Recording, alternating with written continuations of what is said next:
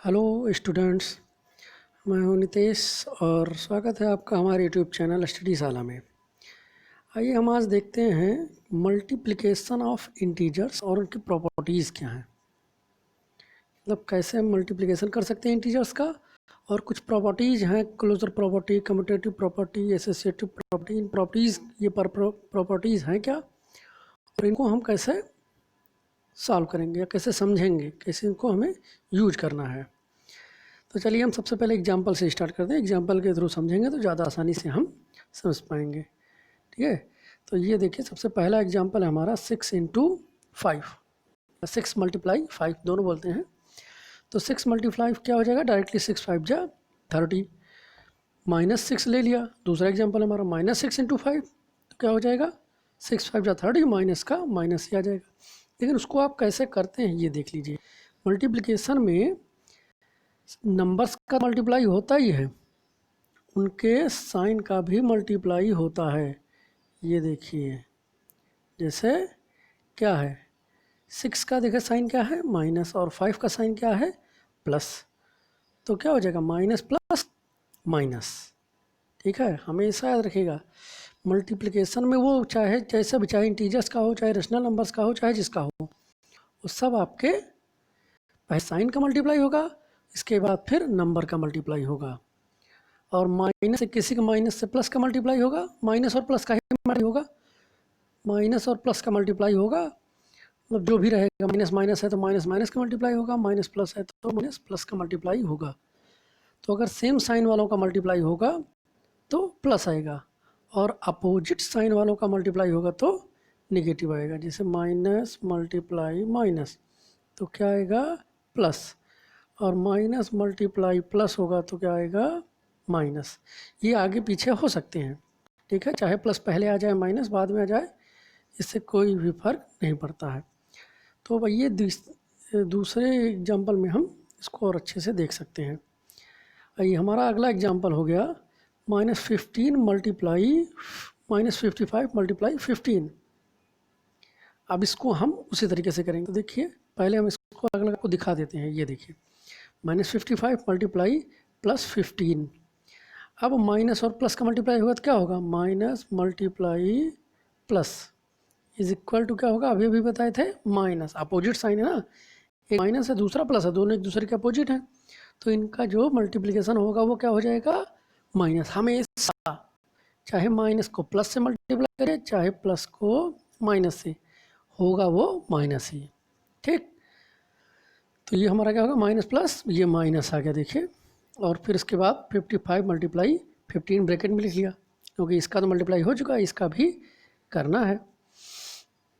तो 55 मल्टीप्लाई 15 क्या हो जाएगा -825। ठीक है, इस तरीके से मल्टीप्लाई किया जाता है। अब हम इसमें देखेंगे कि इसकी प्रॉपर्टीज़ क्या है और कैसे हम उन प्रॉपर्टीज़ को यूज करते हैं। ठीक है, ये मल्टीप्लिकेशन प्रॉपर्टी ऑफ इंटीजर्स।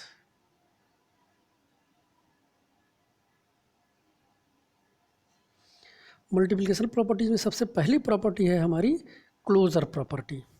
ठीक है, क्लोजर प्रॉपर्टी, क्लोजर प्रॉपर्टी है क्या, क्लोजर प्रॉपर्टी किसी कहीं भी होगी तो इसका मतलब ये है कि वो क्या है आपकी, कि जो नंबर्स आपको दिए गए हैं, मतलब वो इंटीजर्स हैं, रेशनल है, जो भी हैं, सब इंटीजर्स, जो इंटीजर्स आपको दिए गए हैं, तो अगर मल्टीप्लिकेशन की प्रॉपर्टी है तो उनको मल्टीप्लाई करोगे तो आपका आंसर भी क्या आना चाहिए, इंटीजर्स ही आना चाहिए।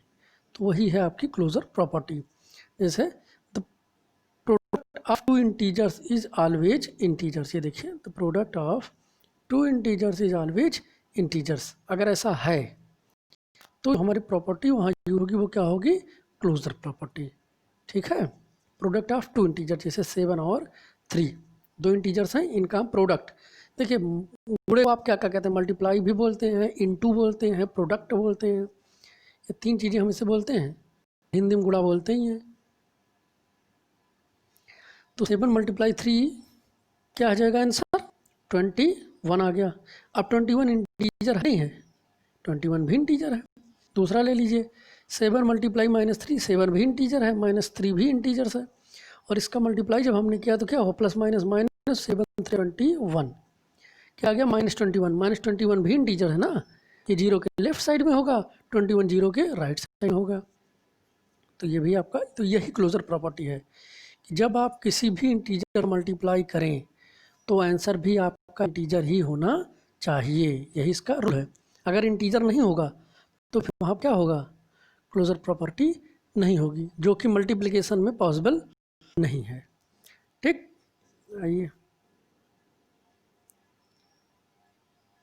अगला हमारा कम्यूटेटिव लॉ है। कम्यूटेटिव लॉ में क्या होगा, कम्यूटेटिव लॉ को हिंदी में बोलते हैं क्रम विनिमय नियम, इसको हम क्रम विनिमय नियम बोलते हैं। विनिमय का मतलब होता है बदलाव, विनिमय करना का मतलब होता है बदलाव, कम्यूटेटिव लॉ। तो यहाँ पर उसी को देखिए, for any two integers a and b, मतलब किन्हीं भी दो इंटीजर, जो हम ए और बी कह लेते हैं, ये बार बार नंबर लेंगे, कितने नंबर बताएंगे हम, तो ए और बी कोई दो इंटीजर हो गया, आप जो चाहिए, और ए और बी की वैल्यू आप जो चाहिए वो रख लीजिएगा अपने मन से। तो क्या होता है वो, A cross B is equal to B cross A, या A into B is equal to B into A. ठीक, चाहे ए का मल्टीप्लाई बी में करिए या चाहे बी का मल्टीप्लाई ए में करिए। ठीक है, इसको आप पहले और दूसरे के हिसाब से भी समझ लीजिए। पहला नंबर चाहे दूसरे मल्टीपल, मतलब पहला गुणे दूसरा हो या दूसरा गुणे पहला हो। देखिए ये आगे वाले को हम पहला दूसरा कह लेते हैं, अगर ए को पहला बी को दूसरा, तो पहला गुणे दूसरा, तो क्या हो जाएगा, राइट हैंड साइड के दूसरी तरफ क्या कहेंगे, दूसरा गुणे पहला। तो चाहे पहला गुणे दूसरा हो या दूसरा गुणे पहला हो, क्या होगा, वो बराबर ही होंगे, यही कम्यूटेटिव लॉ है। ठीक, एग्जाम्पल में अब आइए मान लेते हैं, एग्जाम्पल हमने लिया जैसे -8 × 11, तो कम्यूटेटिव लॉ अगर होगा तो 11 × -8 होगा भाई, इस रूल के हिसाब से। -8 गुणे क्या है, तो 11 गुणे -8 तो हम लिख सकते हैं, ये जो रूल देखिए अभी लिखा है। -8 जो है ए है, 11 क्या है, बी है, तो ये हमने चेंज कर दिया। अब बी आगे आ गया है और ए क्या हो गया है, पीछे। तो अब इसको सॉल्व करके हम दिखा देते हैं कि कैसे दोनों बराबर हैं कि नहीं है। तो देखिए -8 का 11 मल्टीप्लाई हुआ तो क्या आएगा, -88, और 11 का -8 में मल्टीप्लाई होगा तो माइनस ये हो गया, और 11 × 8 88। देख रहे हैं ना, LHS is equal to RHS, दोनों 88 आगे कि नहीं आगे माइनस। तो क्या हो गया, इसका मतलब कि कम्यूटेटिव लॉ है, इससे हम क्या होगा, वैल्यू पर कोई भी इफेक्ट नहीं पड़ता है। अगर कोई आपसे कह दे कि 2 × 4 बताओ तो भी 8 होगा, और 4 × 2 कहेगा तब भी 8 ही होगा। ठीक है, अब हम इसके आगे देखते हैं एसोसिएटिव लॉ। ठीक, अब एसोसिएटिव लॉ आपको देखना है। एसोसिएटिव लॉ में क्या होता है, ये भी for any integers a b c. ठीक है, इसको साहचर्य नियम बोलते हैं, हिंदी में क्या बोलते हैं, साहचर्य नियम। इसका रूल क्या है, कोई इंटीजर हैं ए बी और सी हमारे पास हैं, तो इनको हम कैसे, उसका रूल क्या होता है, साहचर्य का मतलब ये होता है, मतलब एक दूसरे के साथ चलने का ये नियम है। एक दूसरे के साथ कैसे ऑपरेशंस होते हैं, कैसे भाग जोड़ घटाना होता है, ये देखिए। तो हमने 3 लिए थे, तो ए गुणे बी, मतलब ए मल्टीप्लाई बी एक ब्रैकेट में हो गया और मल्टीप्लाई सी बाहर हो गया। ठीक, तो इसको हम ये भी लिख सकते हैं, ये क्या लिख सकते हैं, इज इक्वल टू ए को बाहर कर दिया इस बार, और ब्रैकेट में बी इंटू सी, या बी मल्टीप्लाई सी को लिख दिया। ठीक है, देखिए दोनों में चेंजिंग क्या है, इसमें हमने क्या किया कि शुरुआत वाले दोनों को ब्रैकेट के अंदर ले लिया मल्टीप्लाई में, और राइट साइड के दूसरी तरफ क्या किया है, लास्ट वाले दोनों को ब्रैकेट में ले लिया है मल्टीप्लाई करके। मतलब ए क्रॉस बी एक ब्रैकेट में, multiply c is equal to a multiply दूसरे ब्रैकेट में बी मल्टीप्लाई सी। ये भी दोनों बराबर होते हैं, चाहे ऐसे लिखिए इस वाले की तरह और चाहे इस वाले की तरह लिखो। ठीक है, दोनों बराबर होंगे। इनको आइए देख लेते हैं हम एग्जाम्पल के माध्यम से। अब एग्जाम्पल एक हमने ले लिया है, ये देखिए 10 × 8 ब्रैकेट में multiply 5 equal to 10 multiply bracket में 8 मल्टीप्लाई 5। अब इसको हम सॉल्व कर देते हैं, दोनों पक्षों को, LHS को और RHS को हम सॉल्व कर देते हैं। तो 10 × 8 क्या हो जाएगा, 10 × 8 80 multiply 5 is equal to 10 multiply 8 5 जा 40। अब 80 इंटू 5 10 इंटू 40 हमें मिल गया। फिर सॉल्व करिए तो 80 इंटू 5 क्या हो जाएगा 400। 10 इंटू 40 क्या हो जाएगा 400। दोनों क्या हो गए बराबर हो गए कि नहीं हो गए। देखिए तो इसका मतलब एसोसिएटिव लॉ हमारा सही है। इस तरीके से भी हम कहीं ज़रूरत पड़े तो ऐसा कर सकते हैं। अब इसमें इसके क्वेश्चंस आते कैसे हैं। इसमें क्वेश्चन आता है कि जैसे आपको ए दे देंगे, बी दे देंगे, या एक्स और वाई के फॉर्म में वैल्यूज़ दे देंगे कि ए बराबर 2 बी बराबर 3 या एक्स बराबर 2 बी बराबर 3, और कहेंगे कि कम्यूटेटिव लॉ या एसोसिएटिव लॉ या क्या कहते हैं क्लोजर प्रॉपर्टी या उसको मतलब इन प्रॉपर्टीज़ को प्रूफ करिए। तो क्या करोगे, तो पहले इन्हीं प्रॉपर्टीज़ को, ये जो ए बी सी के फॉर्म में किए गए हैं उनको हम नोट कर लेंगे, फिर जो जो वैल्यू उन्होंने कही होगी वो हम रख देंगे, ठीक। और उसके बाद दोनों पक्षों को सॉल्व करके दिखा देंगे दोनों बराबर। जैसे देखिए जैसे एग्जाम्पल हमने सॉल्व किया सेम ऐसे ही समझ लीजिए कि आपको ए बी सी की वैल्यू दी गई थी 10 8 5, आपने दोनों पक्षों में रख दिया, देखिए क्वेश्चन बन गया। और इसके बाद क्या गया सॉल्व करते हुए चले गए, तुम दिखा दिया L H S is equal to R H S, मतलब एसोसिएटिव लॉ प्रूफ हो गया। अगर दोनों पक्ष बराबर नहीं आते तो एसोसिएटिव लॉ प्रूफ नहीं होता। ऐसे ही सब में आपको करना है, ठीक है। तो ये आपका हो गया एसोसिएटिव लॉ। अब आइए हम इसमें देख लेते हैं।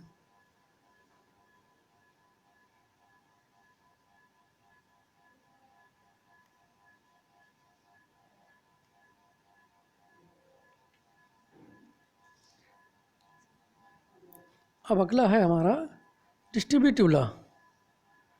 डिस्ट्रीब्यूटिव लॉ क्या है, for any integers a b c, फिर से वही किसी हम ए बी सी ही बार बार इसलिए ले रहे हैं क्योंकि ए बी सी की वैल्यू आप कुछ भी अपने मान से रख सकते हैं।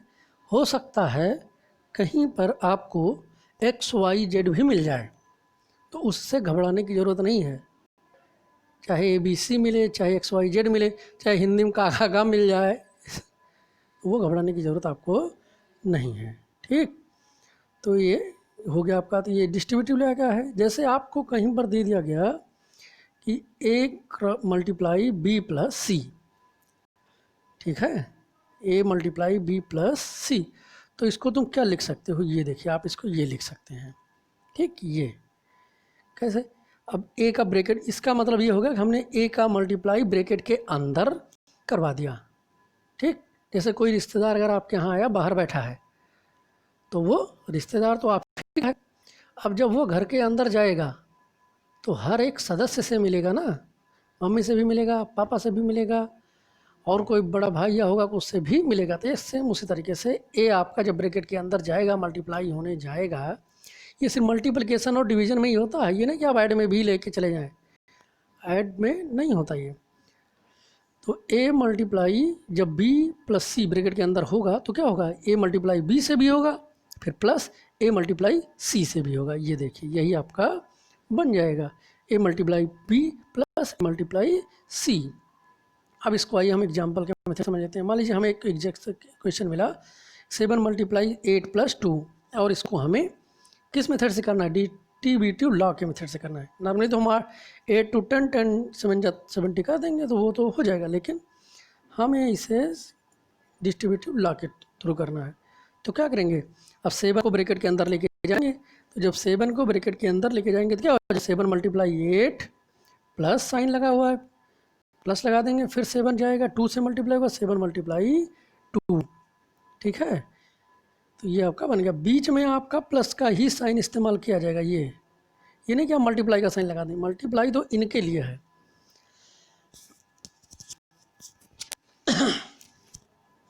अब ये क्या हो जाएगा, 7 8 जा 56 और प्लस 7 2 जा 14, तो 56 14 क्या हो जाएगा आपका 70, ठीक है। ये हो गया आपका। इसका हम और भी देख लेते हैं example.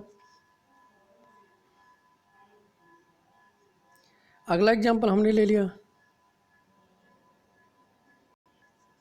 -5 into 7 plus 3, -5 multiply 7 plus 3। अब इसको देखिए उसी तरीके से लिख के दिखा रहे हैं हम आपको, देखिए क्या सही है कि नहीं डिस्ट्रीब्यूटिव प्रॉपर्टी।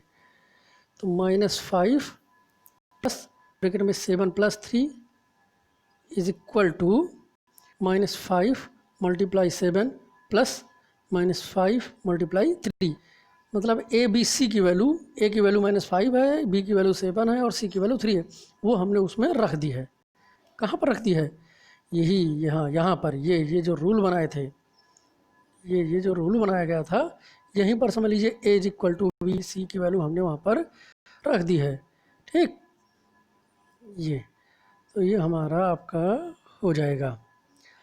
अब इसमें आप वैल्यू रख दिए तो क्या करोगे? अब तो प्रॉपर्टी के हिसाब से तो हमें पहले बॉडमास थ्योरी लगानी चाहिए। तो -5 और 10 + 3 10 हो गया, 7 + 3 10 आ गया ये।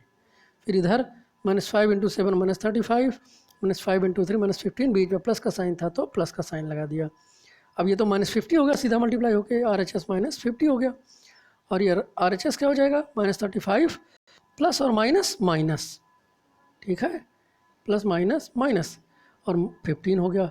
अब -35 -15 क्या हो जाएगा? -50 हो जाएगा। तो क्या हो गया हमारा? LHS is equal to RHS। ठीक है, ये प्रूफ हो गया आपका। ये थी आपकी डिस्ट्रीब्यूटिव प्रॉपर्टी। अब हम मल्टीप्लिकेशन की देख लेते हैं।